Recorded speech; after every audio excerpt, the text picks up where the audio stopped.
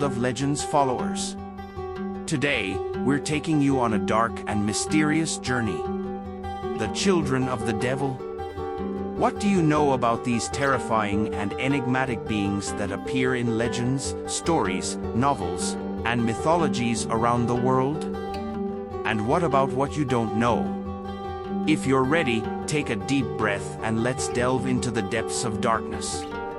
Everything began in darkness.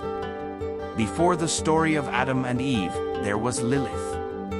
In Christian mythology, Lilith was created as Adam's first wife. Like Adam, Lilith was created from the same earth, and therefore saw herself as his equal. However, when Adam demanded that Lilith submit to him, she refused, saying, "I was created the same way as you. Why should I submit to you?" and left Eden. In the arms of darkness, Lilith united with the devil and brought forth children known as the Leleen. These children roamed the night, causing harm to humans, particularly targeting babies. In medieval Europe, especially within the Jewish mystical teachings of the Kabbalah, the Leleen became the focus of fear and superstition. Protective amulets were hung around cradles of newborns, and mothers feared the Leleen would prey upon their babies at night. It was believed that Lilith's children would strangle their victims and drink their blood. The whispers of the Leleen at midnight would send chills down the spines of those who heard them, causing sleepless nights.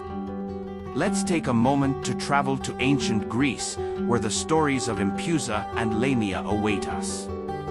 Empusa, the daughter of Hecate, was known to instill fear on earth. With the ability to shapeshift, she was sometimes seen as a beautiful woman and other times as a terrifying creature. Empusa, with golden teeth and bronze feet, targeted those who traveled alone at night, terrifying them. Her eyes glowed like fire, and she drank the blood of her victims. In ancient Greece, traveling at night required great courage, as encountering Empusa would spell disaster. Villagers minimized nighttime journeys and traveled in groups for safety. On the other hand, Lamia was once Zeus's lover. However, Hera's jealousy led to the death of Lamia's children. Driven mad with grief, Lamia lost her beauty and transformed into a demon, hunting children at night to exact her revenge. Lamia's eyes were cursed by Hera to remain open, causing her constant agony. Unable to close her eyes, Lamia was in perpetual pain, which she sought to inflict upon others. The cries and wails of Lamia wandering the night became one of the greatest fears in Greek society. Families would lock their doors tightly at night and use talismans to protect their children from Lamia's curse. Heading north to Scandinavia, we encounter Fenrir, Jormungandr, and Hel, the children of Loki. Known as the trickster god, Loki fathered these three children with the giantess Angrboda. Fenrir, a gigantic wolf, was chained by the gods. Knowing that Fenrir would one day bring great destruction, the gods tricked him and managed to bind him with a magical rope called Gleipnir. Fenrir's mouth constantly dripped with poison, scorching the earth. The release of Fenrir was seen as a harbinger of Ragnarok, the end of the world. In Norse mythology, Fenrir's size and strength were so immense that only the god Tyr dared to feed him. During one such feeding, Fenrir bit off Tyr's hand. The anticipation of Fenrir's eventual release was a continuous source of fear for the Norse people. Jormungandr, known as the World Serpent, is Loki's second child. The gods cast Jormungandr into the deep ocean, where he grew so large that he encircled the earth. Jormungandr's movements caused great storms and tsunamis in the seas. His venom polluted the oceans, killing marine life.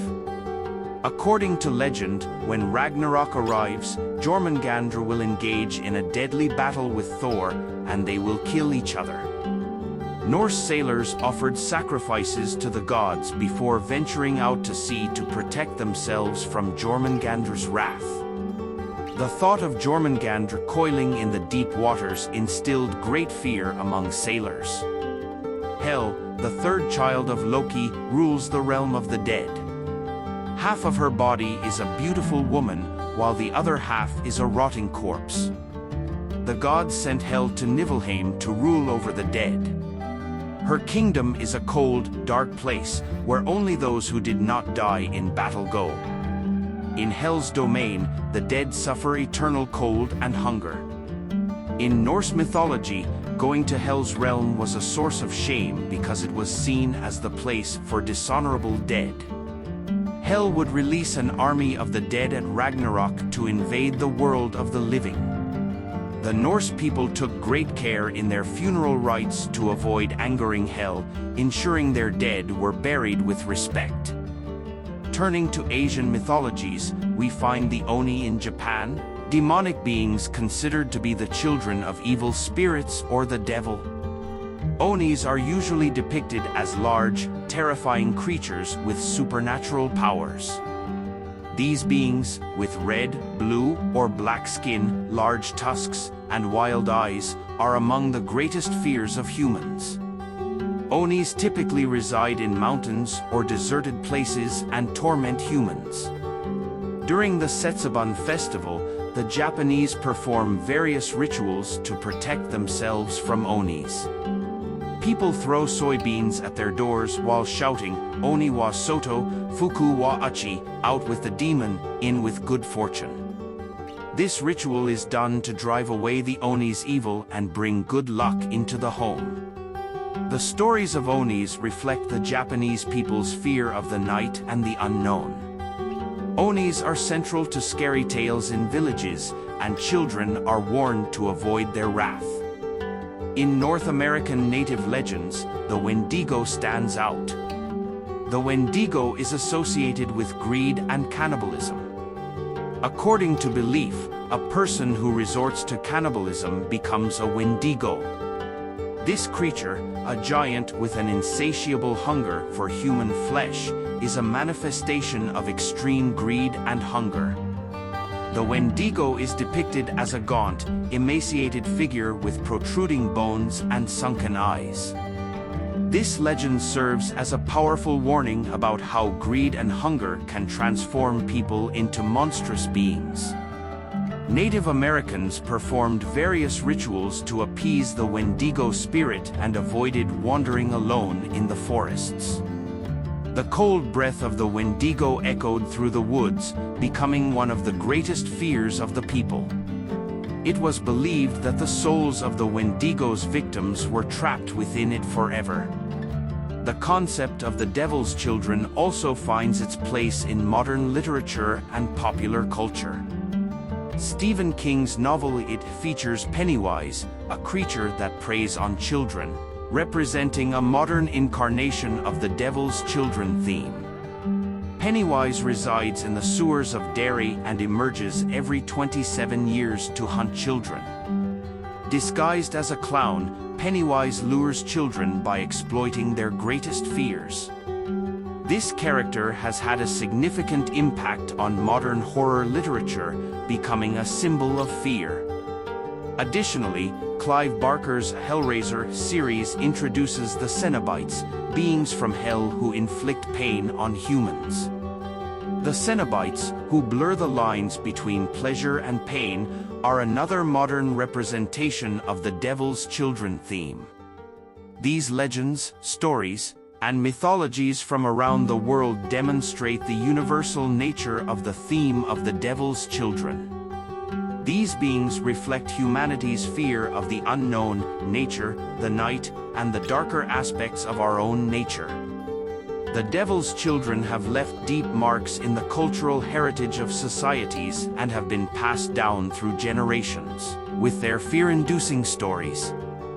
These stories serve not only as terrifying tales but also as profound metaphors for the darker aspects of human nature.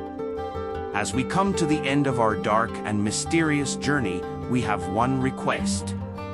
If you enjoy these kinds of mysterious and legendary stories, don't forget to subscribe to our channel, like the video, and leave a comment. See you in our next videos, and be careful not to get lost in the depths of darkness. Thank you.